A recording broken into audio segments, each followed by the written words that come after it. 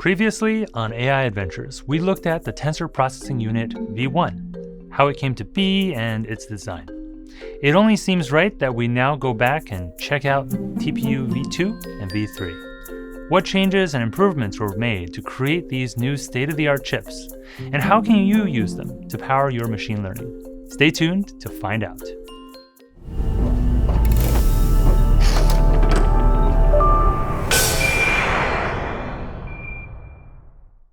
Welcome to AI Adventures, where we explore the art, science, and tools of machine learning.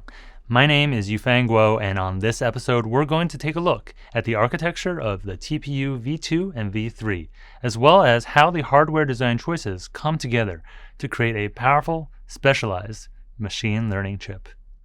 After the TPU V1 was created, the team took the lessons they learned and applied it to designing the TPU V2. As you can see, it's considerably larger than the first TPU and features 4 chips instead of just 1. Additionally, it's got some massive heat sinks. It has 180 teraflops of compute, meaning that it can do 180 trillion floating point operations per second. And it does both training and prediction now. The layout of the TPU V2 is quite interesting. Each board has those 4 chips, but each chip has 2 cores. Each core then contains a matrix unit, a vector unit, and a scalar unit, all connected to 8 gigabytes of high bandwidth memory.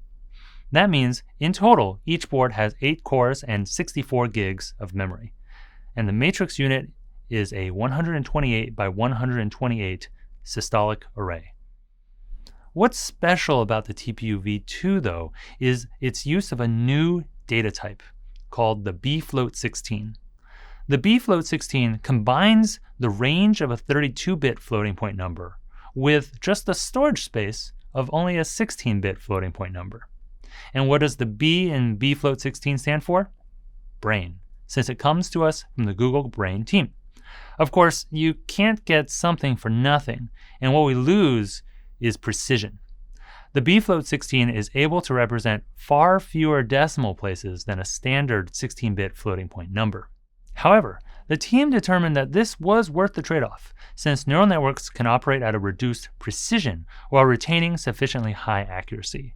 And using the bfloat16 enabled the TPU V2 to fit in much more computational power.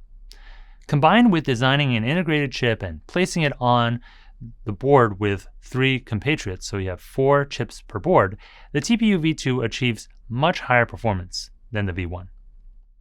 Now for the really exciting part. The TPU V2 is arranged into pods. One TPU V2 pod is 64 TPUs. They're all connected together, and you can use an entire pod as if it was one machine. And since there are 2 cores per chip with those 4 chips per board and 64 TPUs per pod, that multiplies out to 512 cores in a TPU pod, totaling up to over 11 petaflops of processing power. You can use smaller subdivisions of the pods as well, such as, say, a quarter pod or a half pod. What's really extraordinary is when you start using TPU pods to train up state-of-the-art models on benchmark datasets.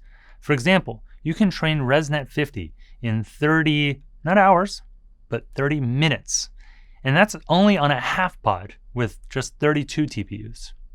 And when you look at the training process used, they're using a batch size of 8,000 images per batch. Quite amazing. And this is part of what allows that training to proceed at such a breakneck pace. Now, I promised to talk about TPU V3 as well, so here it is. As you can see, they took the V2 and they made it blue. But additionally, of course, these chips use water cooling. This allows it to take up much less vertical space. So the TPU V3 pods can then support many more TPUs in it. And a full TPU V3 pod comes in at 8 times faster than a V2 pod and weighs in at over 100 petaflops of compute power. Today, TPUs are available as individual boards or as pod slices, and both TPU v2 and TPU v3 are available for you to use. It only costs a couple of dollars per hour, depending on which region you use and which TPU you choose. Pricing for TPU pods is, as you might imagine, somewhat more substantial with all those TPUs connected together. But for truly large-scale training jobs that you need to have run quickly, it is worth it.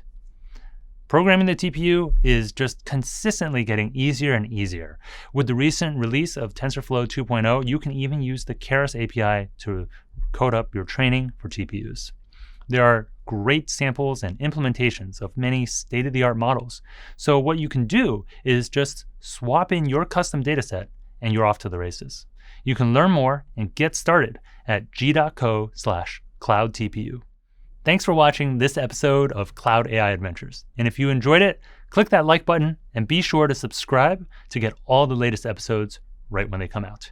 For now, check out Cloud TPUs and see how quickly they can train your models at scale.